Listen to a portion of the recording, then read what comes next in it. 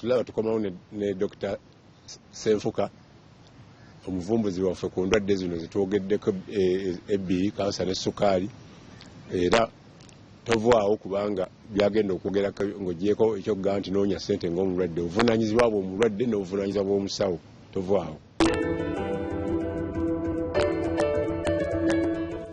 Bannayuganda abatuwuliriza abatulaba mbalamusizza, amannya gange nze Ssenfuka David, ndi Munnayuganda. Abalwadde ne tubasaasira, tubakwasa Katonda wammwe, ate ne twebaza n'abasawo ababayamba mu kaseera akazibu ke muyitamu, era mwekwasa abasawo ate muwulirize ebiragiro byabwe. Tukweyanziza nga tutandika pologulaamu eno, enkola yaffe eri nti olutalo luno tugezaako nnyo okuwa ekitiibwa abantu abalutusookamu, era twagala nnyo okukulembeza eyali pulezidenti wa Amerika Richard Nixon. Yateekawo n'etteeka okuyamba abo bonna abanoonyereza ku ndwadde eno. Bukyaliteekawo endwadde terabwanga, naye Uganda erina golodi nti omuvumbuzi waffe eddagala yaliraba.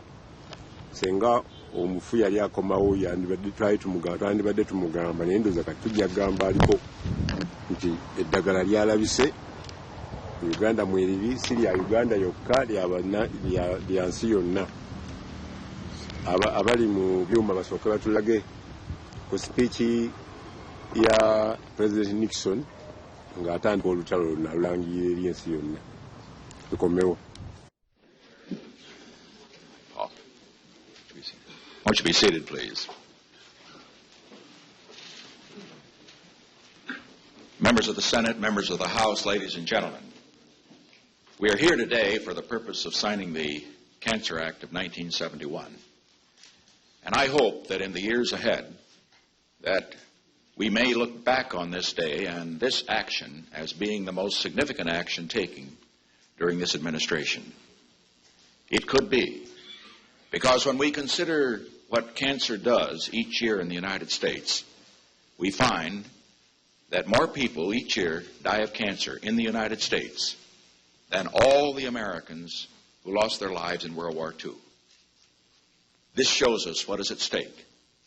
It tells us why I sent a message to the Congress the first of this year, which provided for a national commitment for the conquest of cancer, to attempt to find a cure. And now, with the cooperation of the Congress, with the cooperation of many of the people in this room, we have set up a procedure for the purpose of making a total national commitment. I'm not going to go into the details of that procedure, except to say this. As a result of what has been done, as a result of the action which will come into being as a result of signing this bill, the Congress is totally committed to provide the funds that are necessary, whatever is necessary, for the conquest of cancer. The President is totally committed. We have a presidential panel headed by Benno Schmidt, which will report directly to the President, so that the President's influence, whenever necessary, can be used to reach this great goal. And in addition to that, all of the agencies of government, the National Institute of Health, HEW, etc., are totally committed. Now, having said that, I have spoken exclusively of government up to this point. In this room are scores of people who have worked voluntarily for this cause for many, many years. The American Cancer Society, of course, is the best-known organization, but there are many others as well. And in saying that there will be a presidential commitment, in saying that there will be a congressional commitment, a government commitment, I should emphasize that a total national commitment means more than government. It means all the voluntary activities must also continue. We have to realize that only 1/6 of everything that is produced in America is produced by what government does. 5/6 of what we do in America is produced by what people do in their voluntary and cooperative capacities. And so we need the continued cooperation of all the volunteer organizations. You will have, of course, the total commitment of government. And that is what the signing of this bill now does. Finally, I should emphasize, as Benno Schmidt mentioned just a moment ago, that we would not want to raise false hopes by simply the signing of an act. But we can say this, that for those who have cancer and who are looking for success in this field, they at least can have the assurance that everything that can be done by government, everything that can be done by voluntary agencies in this great, powerful, rich country now will be done. And that will give some hope, and we hope those hopes will not be disappointed.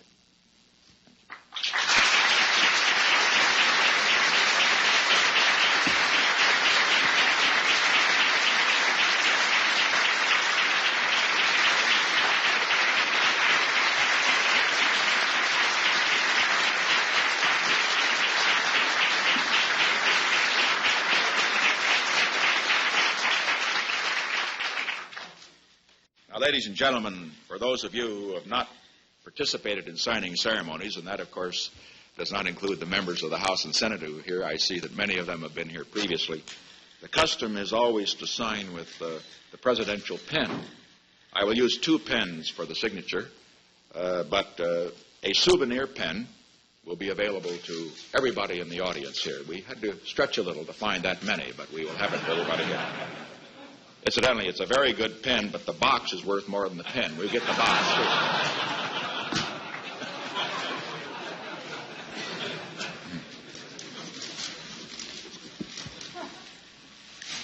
too.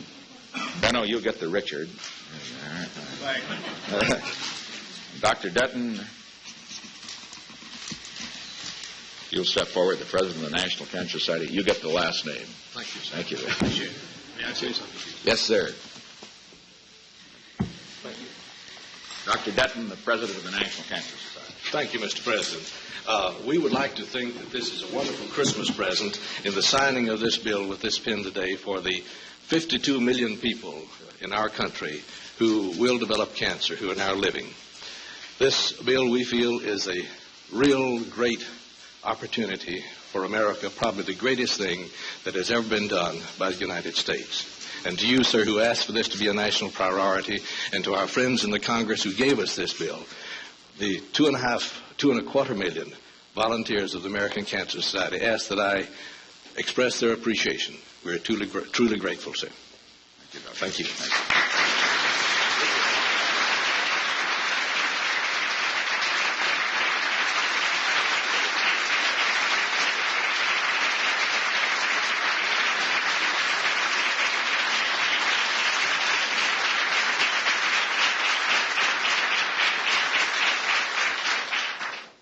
Members of the House and Senate who are present would gather around the desk. They'd like a picture of all of those, the members of the House and Senate.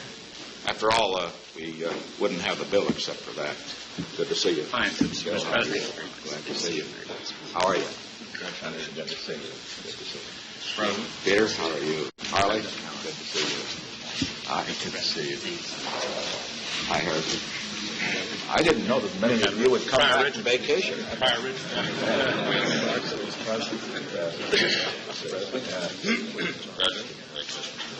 We're still working, Mr. President. This is an indication of the priorities. You know the Congress had a very long session and finally got adjourned. We all appreciated that fact, incidentally. But once they adjourned, they did too. But once they adjourned and they were to go home and go on their vacations, to have this many members of the House and Senate who are members of the committee back here shows how deeply they feel. And I think that for that reason we'd like to record this for a picture. So go ahead. We don't have to tell House and Senate members how to get in the picture.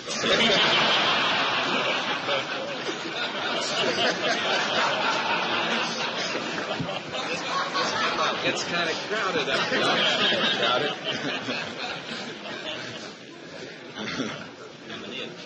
Well, you're right here. You're right here.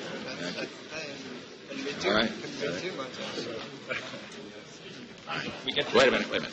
Now, Dr. Benno Schmidt and Dr. Dutton, if you would just stay right where you are on either side so that you get in it too.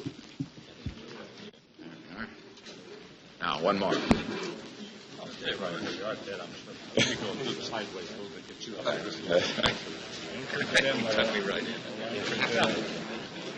Are you deferring to age there? Are you? All right, I'll sit there. Now, ladies and gentlemen, I would like to say that we want all of you to have the opportunity while you're here. This, of course, as you know, is the state dining room. But all the lights of the Christmas decorations are on, and Mrs. Nixon thought that you would like, while you were here, to take a little tour of the White House, the other rooms, and we hope that it will add to the Christmas spirit for you. We can't add much more to the spirit. We only have coffee at this hour in the morning. Goodbye. Thank you. Thank you.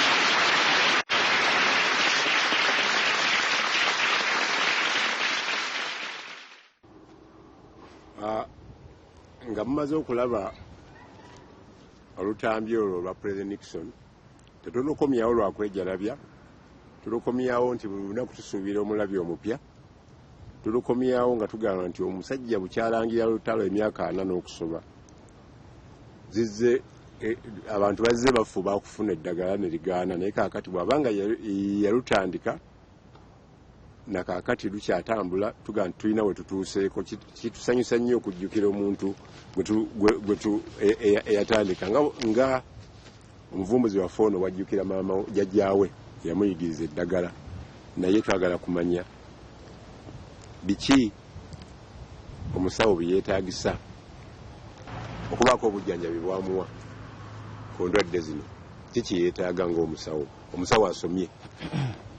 Omusawo yasomye obusawo bw'amala okusoma, oba asomye Makerere oba asomye mu masomero amalala gonna, esooka eyo koosi y'amaanyi bagisomera n'emyaka mingi, kubanga oba ogenda kukolagana ku bulamu bw'omuntu ewataliwo babutunda, ewataliwo ogenda kugenda gula sipeeya, ayina obumu obwo Katonda bwe yamuwa bw'alina okutetenkanya abeewo awangaale, kubanga abantu ndooza tusinga kulwanira kyakuwangaala.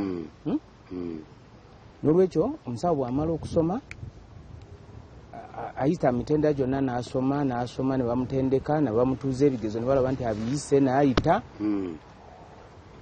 Kati bw'amala bamusindikako ku intaani. Intaani siraaje kwandibadde ng'ogamba nno by'osomye ku lubaawo kati bakugezesa.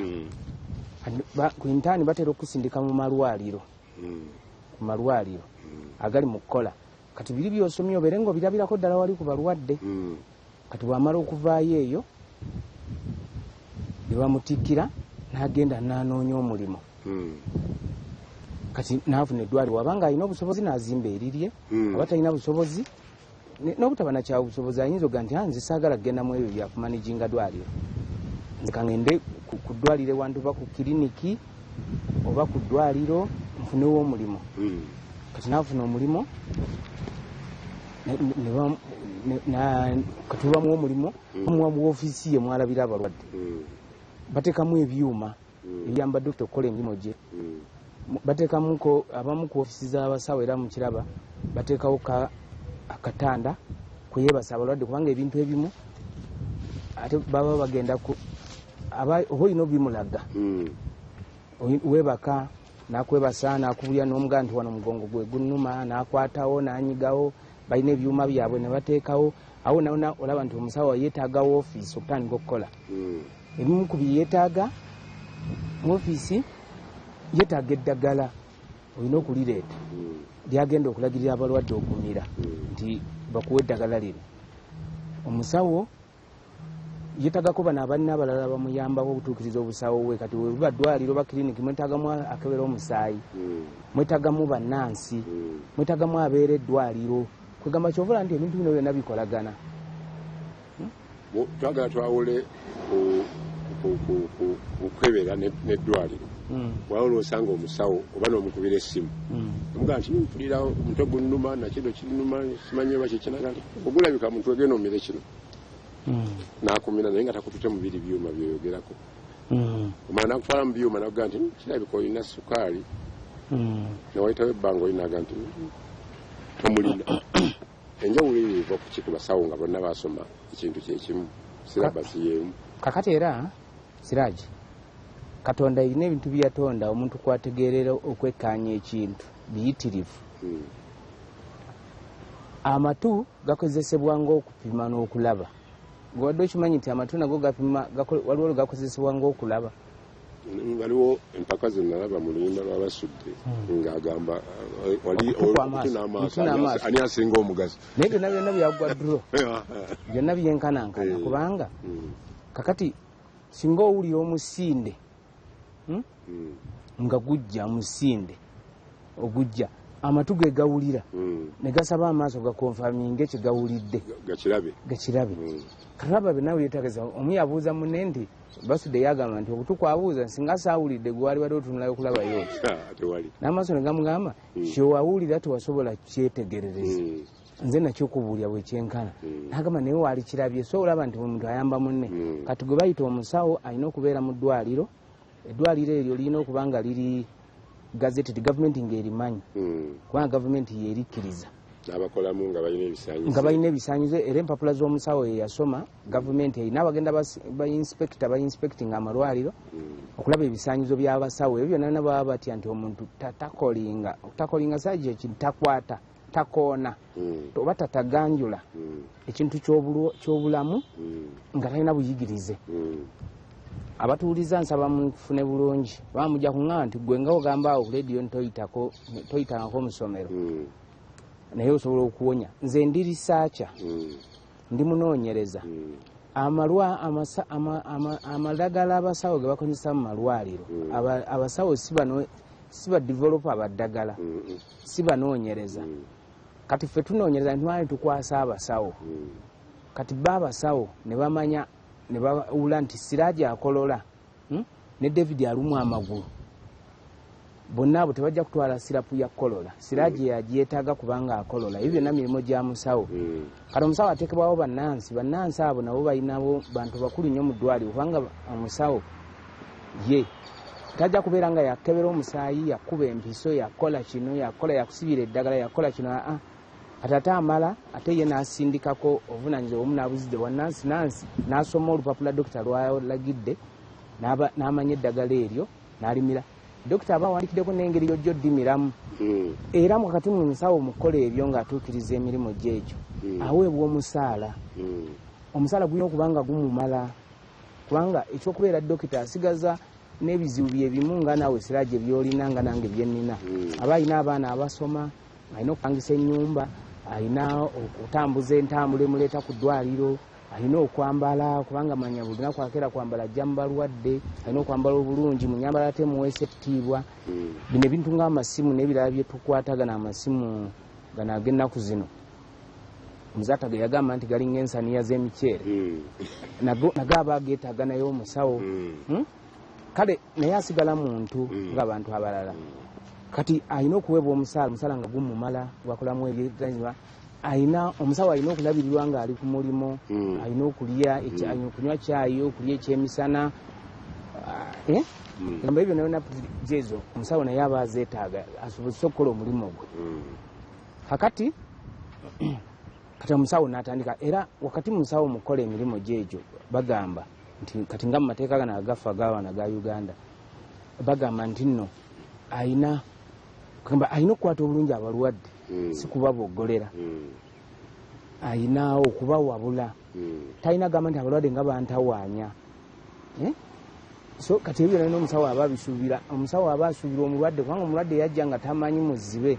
Nze bwe mba njogera mu kugerasa kw'abalwadde mbaga nti abalwadde abajja bensinkana nze mbayita bamuzibe naye si bamuzibe ona yeetaaga okukwata akaggo bamutambuze naye baga nti obutamanya kiki kyennyini kyetaagisa ate obwamuzibe bw'omulwadde butandikira na wano nga yakatandika ku ddwaliro akatuuka ku ddwaliro olina okuteekawo abamwaniriza omulwadde okumulaga. Basooka okukuba akaama akasoose n'amanya nti akati gw'osookera mu ofiisi gundi gw'osookera ku mmeeza ya gundi. Ebyo n'omulwadde aba abyetaaga kubanga aba tamanyi.